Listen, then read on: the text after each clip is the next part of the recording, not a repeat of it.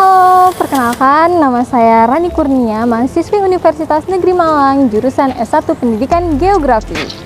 Di video kali ini kita akan membahas mengenai pendekatan geografi. Mohon disimak ya. It's Geo Time.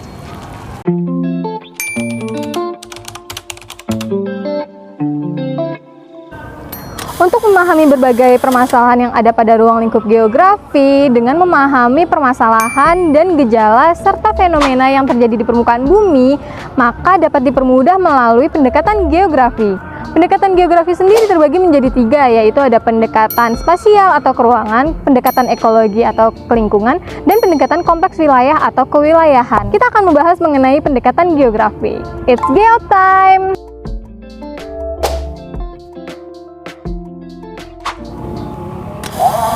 Pendekatan keruangan atau spasial, kita dapat memahaminya sebagai pendekatan yang mengkaji fenomena geosfer yang terjadi secara alami dan bukan campur tangan manusia.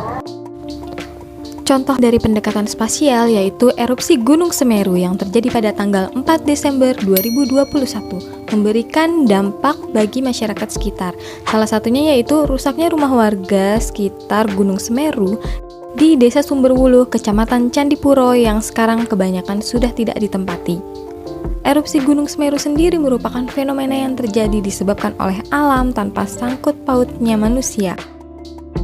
Contoh lainnya adalah bencana gempa bumi dan tsunami.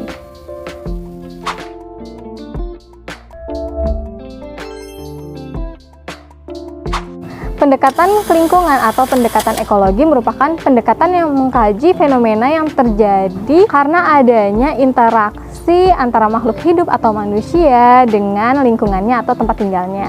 Kita dapat menyimpulkannya bahwa pendekatan kelingkungan ini atau pendekatan ekologi merupakan atau membahas fenomena geosfer yang terjadi akibat perbuatan manusia. Kita anggap wilayah hulu merupakan Bogor dan hilir Jakarta. Di wilayah hulu terdapat penebangan pohon untuk beberapa tempat dijadikan villa atau tempat wisata.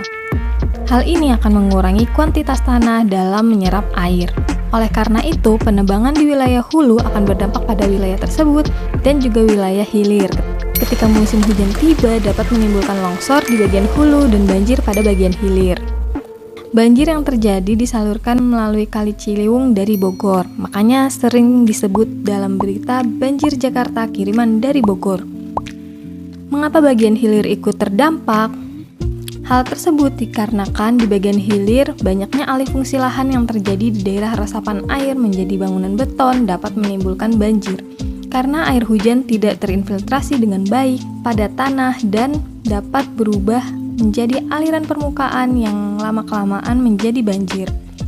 Meskipun terdapat beberapa aliran air yang menuju sungai disertai dengan kiriman air dari daerah hulu, jika di sungai terdapat banyak sampah sehingga menyumbat aliran, dengan intensitas hujan yang deras dan durasi waktu yang lama akan menimbulkan banjir pada wilayah hilir, yaitu Jakarta.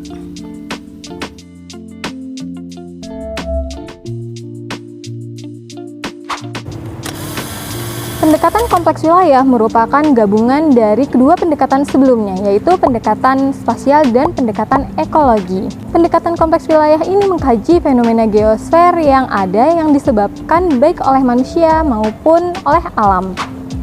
Ada dua hal penting yang perlu diperhatikan pada pendekatan kompleks wilayah, yaitu pembahasannya dibahas secara kompleks atau rumit dan melibatkan lebih dari satu wilayah atau tempat yang menjadi pembahasan. Contoh pendekatan kompleks wilayah atau kewilayahan. Setiap hari kemacetan di Jakarta disumbang oleh warganya sendiri dan juga masyarakat suburban yang tinggal di Depok, Tangerang, dan Bekasi. Pembangunan daerah-daerah di Indonesia yang hanya berpusat di beberapa lokasi saja menyebabkan persebaran kepadatan penduduk yang tidak merata.